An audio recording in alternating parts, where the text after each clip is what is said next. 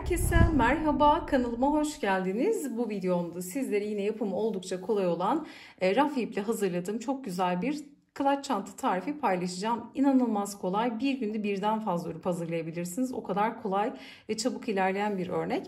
Hemen şöyle modeli yakından göstermek istiyorum. Bakın sizler ilk olarak modelimizi görelim. Gerçekten çok severek çalıştığım bir örnek. Yıllardır.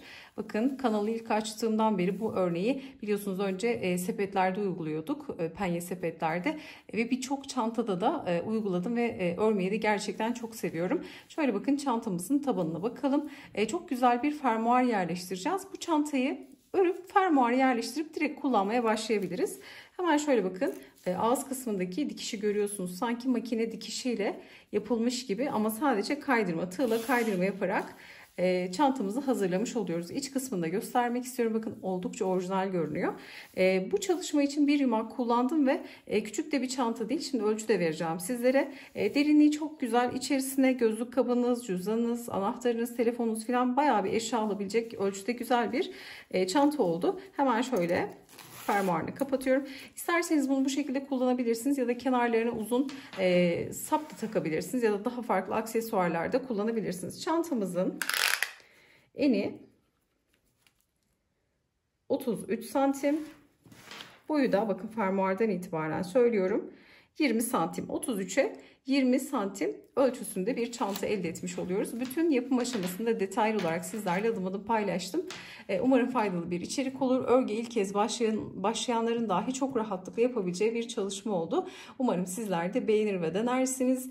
Detaylı tarifimize geçmeden önce de sizlerden küçük de bir ricada bulunmak istiyorum. Kanalımıza ücretsiz abone olabilir, videoyu beğenir ve yorumlarınızı eksik etmezseniz gerçekten çok mutlu olurum. Tarifimize geçelim. Çantam için kullanmış olduğum malzemelerimi Aksa Örgü Butik'ten satın aldım. Sizin için de iletişim bilgilerini videonun açıklama kısmına ekliyor olacağım. Bir yumak ince dokulu, yumuşak örüm, eli hiç ama hiç acıtmayan raf ip kullanacağım. 100 gram yeterli olacak. Yani bir yumak kullanarak bu çantayı hazırlamış olacağım. Şimdi buna uygun renkte bir fermuar kullandım. Bakın bu fermuarı da yine Aksa Örgü Butik'te bulabilirsiniz. Bu fermuarın en güzel yanı bakın şurada bir pay var görüyorsunuz. Bunu böyle içeri diktiğimiz zaman sanki makine dikişi yapılmış gibi çok orijinal bir görüntü veriyor bize. Şimdi fermuarın ölçüsünü söylemek istiyorum. Sizlere şöyle fermuarın boyu yaklaşık 30 santim gibi 29-30 santim.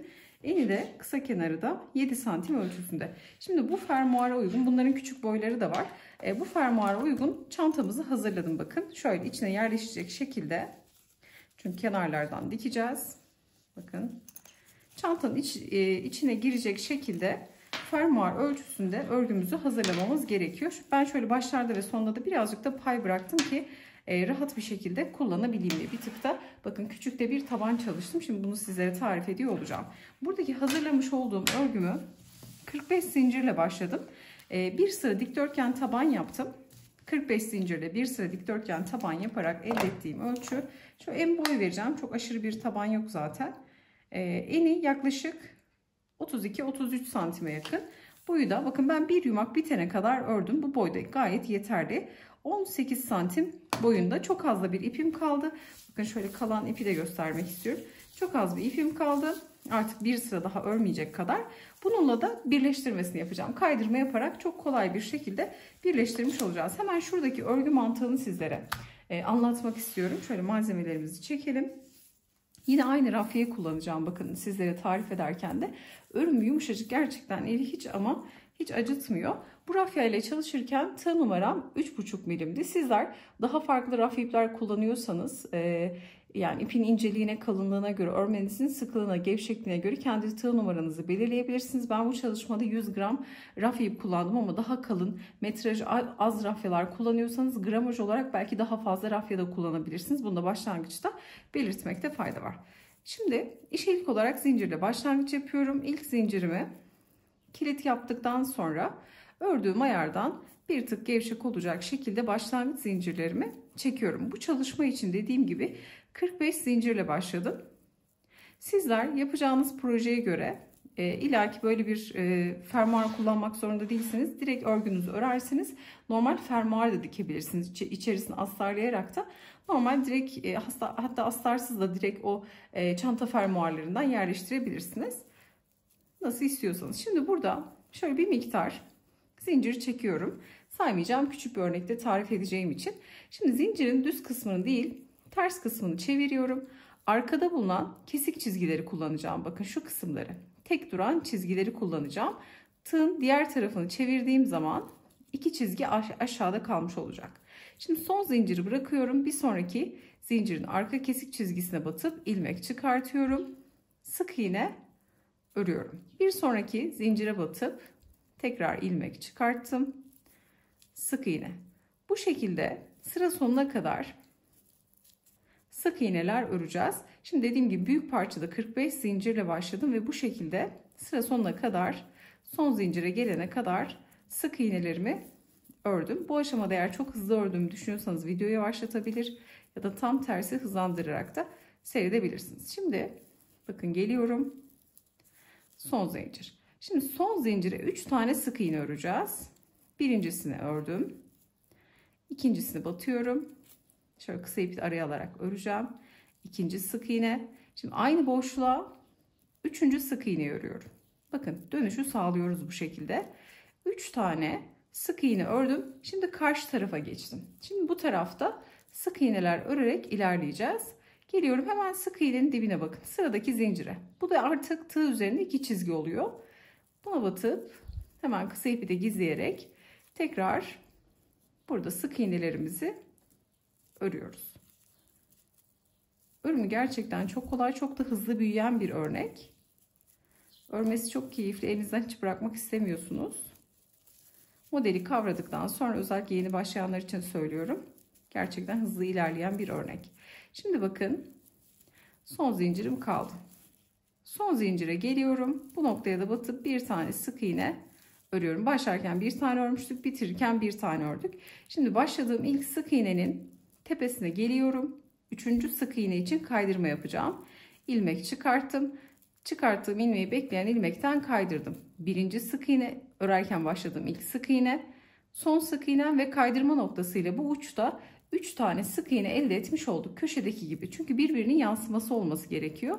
Şimdi bir zincirle yukarı çıkıyorum. Kaydırmayı da burada bir tane sık iğne kabul ediyoruz. Şimdi gelen ilk sık iğneye 3 tane sık iğne örüyorum. 1, aynı boşluğa, 2, aynı boşluğa, 3. sık iğne. Şimdi diğerlerine birer tane örüyorum. Bakın uzun kenarda kalan sık iğnelere birer tane sık iğne örüyorum.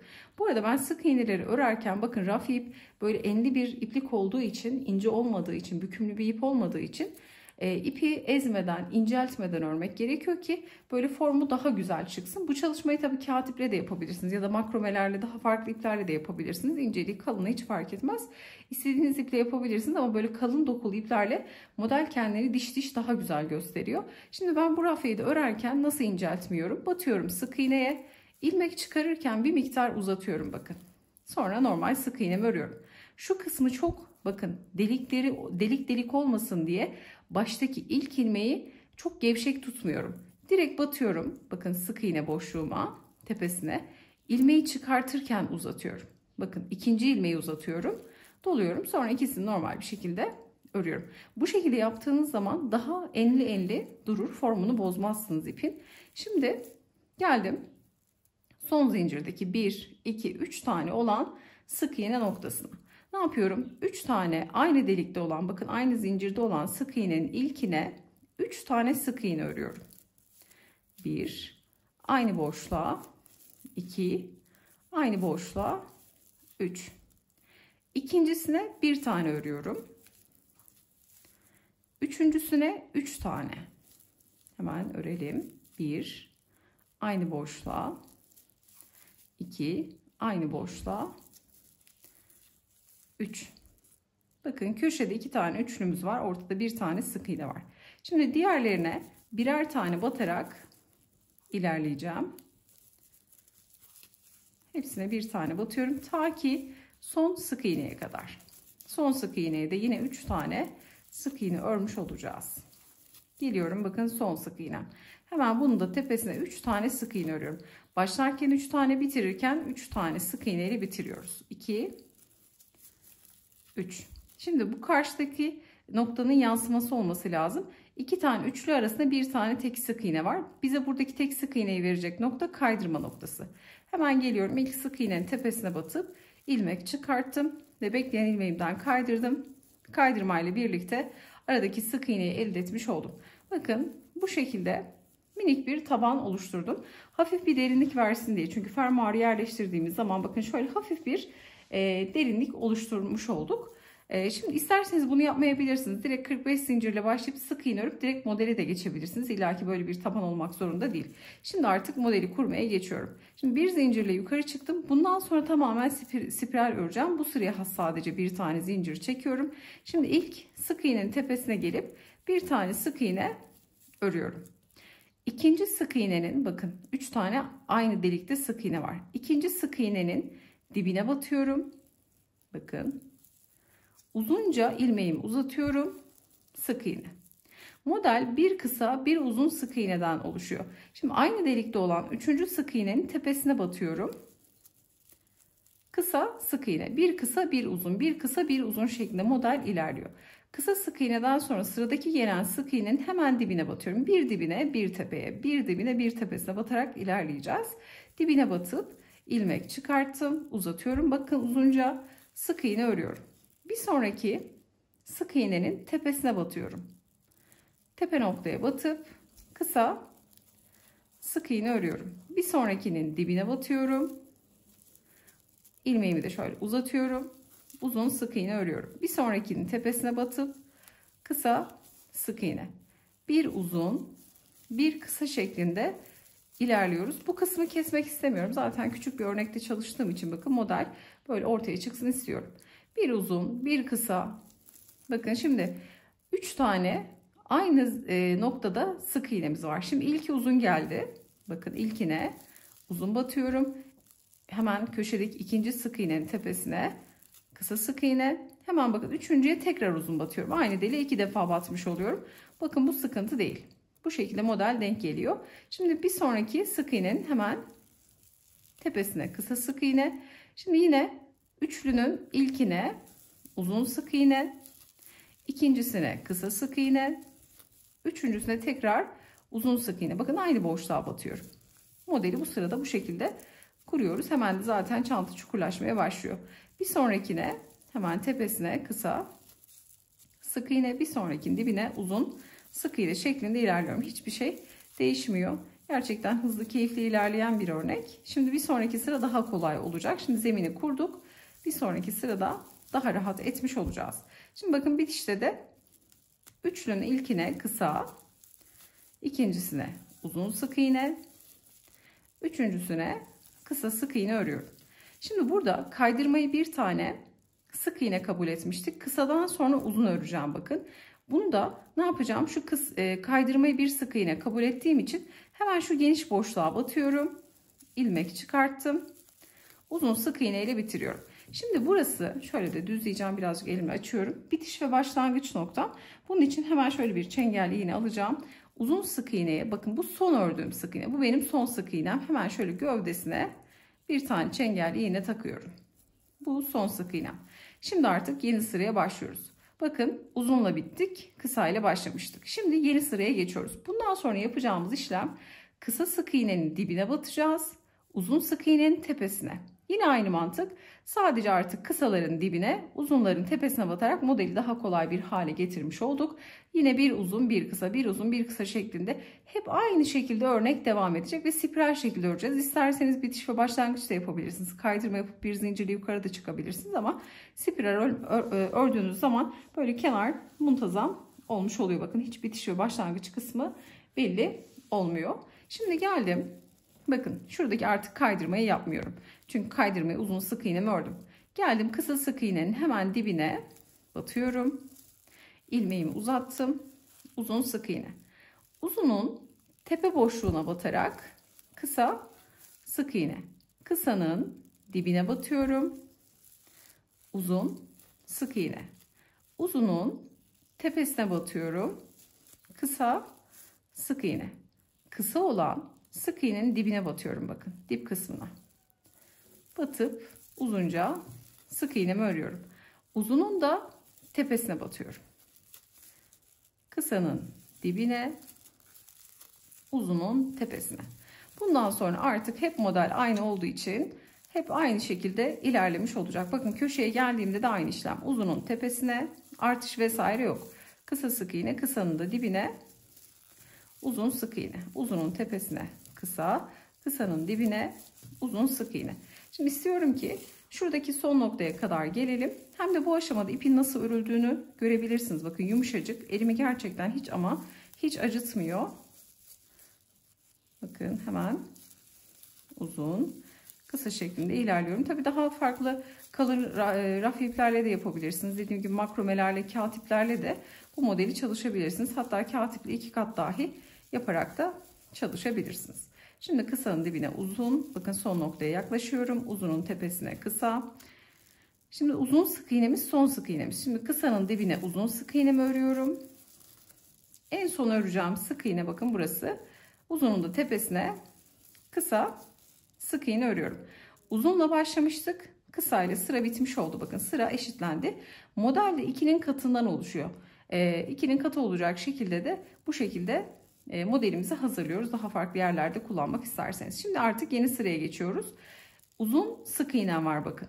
Yeni sıraya geçiyorum. Hemen uzunun tepesine kısa sık iğne, spiral örüyorum. Bakın hiçbir farklılık yok. Şimdi 2 tane böyle yeni sıraya geçtiğimizde 2 tane kısa yan yana gibi duruyor ama sıra bitişinde eşitlenmiş oluyor model. Şimdi kısanın dibine uzun sık iğne, uzunun tepesine kısa sık iğne. Kısanın dibine uzun sık iğne, uzunun tepesine kısa sık iğne. Bundan sonra artık modeli tarif etmeye gerek yok. Bakın ortaya çıktı. Çok da güzel görünüyor. Bu sarı renkle de şahane göründü. Bu şekilde bakın modeli istediğimiz uzunluğa, derinliğe gelene kadar örüyoruz. Ben dediğim gibi 100 gramlık yumak, bir yumak kullandım 100 gramlıktan ve bitene kadar ördüm. Çok az bir ipim kaldı. En son bitiş kenarına geldim bakın. Burada kaldım. Şimdi artık buradaki fermuarı yerleştireceğiz. Ama şurada bitiş yapıp tekrar başlamam gerekiyor. Şimdi şöyle göstermek istiyorum. Bakın koyu renkte de umarım görünür. Rengim çok güzel bir lacivert. Bakın 2 tane kısa sık iğneyi görüyorsunuz, yan yana duruyor. Bu son sık iğnem. Hemen geliyorum, son sık iğneye batıp sık iğnemi ördüm. Bir tane zincirimi çektim. İpimi yeteri kadar kesip şöyle içeri kısmı alacağım. Sıra eşitlendi. Hemen şöyle bir sonraki noktadan batıp ipi içeride güzelce gizleyelim. Örgüm bittikten sonra buharlı ütüyle ütüledim içeriden. Hafif bir buharlı ütüyle ütüleme yapabilirsiniz. Hiçbir bozulma vesaire olmuyor. İpte herhangi bir sorun yaşanmıyor. Ütülerseniz hatta daha güzel bir görüntü elde etmiş olursunuz. Ya da el ütüsü de yeterli olur. Ütüyle hiç uğraşmak istemezseniz. Şimdi burada bitişi yaptık bakın. Kenarda bitirdik. İçeriden, sadece içeriden, dışarıdan ütülemiyorum ki bu modeli ezilmesin diye bakın. Diş çok güzel duruyor. Şimdi fermuarı alacağım. Bunu düzgün yerleştirmek de önemli. Aynı burs mantığı gibi düşünün. Kenarlara şöyle yeteri kadar açık verip tabana göre de mutlaka eğer hafif bir yamuk olsa göze çirkin görünür. Dikkat ederek. Şimdi artık şu deliklerden yerleştirmeye başlayacağım. Şimdi burada 3,5 milim olan tığımı bırakıyorum. Ördüğüm tığı bırakıyorum. Deliklerden geçebilecek. Bakın çünkü şöyle küçük küçük delikler var. Görüyorsunuz. Bu deliklerden, koyu da renk ama göstermeye çalışıyorum. Bu deliklerden geçecek ölçüde bir tığ kullanacağım. Tığım da 2,5 milim olacak. Şimdi şöyle sizlere tavsiyem bu tarz ürünlerde önce deliklere şöyle tığınızla bir defa girip çıkarsanız birleştirme yaparken, çünkü burada bazen ufak deri parçaları da kalabiliyor. Bunları da açmış olursunuz. Şöyle bakın bu şekilde geçerseniz daha rahat birleştirirsiniz. Bir tık daha büyütmüş oluyoruz delikleri. Şimdi alıyorum. Bunu yerleştirdim. Hemen şöyle ipimi de tutuyorum. Birleştireceğim noktadan, bakın kaydırma yapacağım noktadan.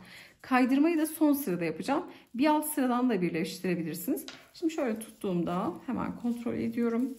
Tabana göre şu noktadan başlıyorum. Bakın kısa sık iğnenin tepesine battım. Buradaki fermuarın deliğine battım. İpi şöyle tığımın ucuna alacağım. İsterseniz ilmek oluşturarak da başlayabilirsiniz. Ben direkt başlayacağım. İlmeği çıkarttım. Şimdi bakın umarım anlaşılıyordur. Renk biraz koyu olduğu için tereddüt ettim ama Yaptığımız işlem çok kolay. Sadece deliklerden önce çantaya sonra deri parçaya batıp kaydırma yapıyoruz. Hiçbir zorluk yok. Sıradaki sık iğne boşluğuna batıyorum ve sonra sıradaki delik boşluğuna batıp ilmek çıkartıyorum ve bekleyen ilmekten kaydırıyorum. Bir sonraki sık iğneye batıyorum. Şimdi buradaki sık iğne sayısıyla deri parçadaki delik sayısı aynı olmadığı için buradaki delikte yani delik sayısı daha fazla olduğunda ne yapacağız? Deliğe 2 kere batabiliriz ya da çanta fazla olduğunda çantaya fazla batabiliriz. Önemli olan bunu şöyle kaydırma yaparak kasma yapmadan güzelce yerleştirmek. Sıradaki noktaya batıyorum. Hemen bir sonraki gelen noktaya batıp ilmek çıkartıp çıkardığım ilmeği bekleyen ilmekten kaydırıyorum. Bakın şöyle ağız kısmında da güzel sağlam bir kaydırma oluyor. Bir sonraki deliğe batıyorum. Bakın sık iğnenin tepesine ve bir sonraki deliğe battım. Buradan ilmek çıkarttım. Çıkarttığım ilmeği bakın şöyle özellikle yakından göstermeye çalışacağım. Bekleyen ilmekten kaydırarak geçiriyorum. Şimdi bu şekilde kaydırmalar yapıp bu ön parçayı birleştireceğim. Sonra ipi hiç kopartmadan kaydırmalara tepesinden bakın buradan devam edip sonra buradaki delikten başlayacağım. Bu tarafı da yine kaydırmalar yaparak birleştirip şuradaki açıklıkta da en son ilk başladığım noktaya kadar gelip kaydırmalarımı yapıp burada bitişi yapacağım. İstiyorum ki hemen bu noktayı da sizlerle paylaşayım. Sonra ipi kopartıp çantamızı bitirmiş olacağız. Hiç aslara vesaire de gerek yok. Direkt fermuarlı kılacımızı bu şekilde hazırlamış olacağız. Şimdi artık çantamızı bitirelim. Bakın buradaki son deliğe de battıktan sonra artık boşa geliyor. Örgüme batıyorum. Kaydırmamı yapıyorum. Yine aynı tığla kaydırmaya devam ediyorum bakın. Hemen şu aradaki boşluğa batıyorum. Çok da sıkmadan bu noktada. Bakın şu kenarda kalan boş sık iğnelerini yani tamamı kaydırmayla geçmiş oluyoruz. Buradaki noktalara da kaydırmalarımı yapıyorum. Bakın ilk başladığımız boşluk. İlk başladığım boşluğa batıyorum. Hatta şöyle deri parçaya da batıyorum ilk boşluğa. Buradan şöyle ilmeğimi çıkartıyorum ve kaydırmamı yapıyorum. Kaydırmayı yaptıktan sonra ipimi kesiyorum. Şimdi bakın şuradaki ilk başladığım ipi hemen buranın içinden geçiriyorum. Şimdi bu ipleri de şöyle güzelce sıkılayacağım. Sıkaladıktan sonra hemen bir arka yani bir ön noktadan geriden ipi içeri alıp gizleyeceğim. Ve bakın bu şekilde çantayı tamamlamış oluyoruz. İçerisi de tertemiz oluyor. Hemen şöyle deri parçanın altında kalacak şekilde şöyle uygun bir boşluğa batıyorum.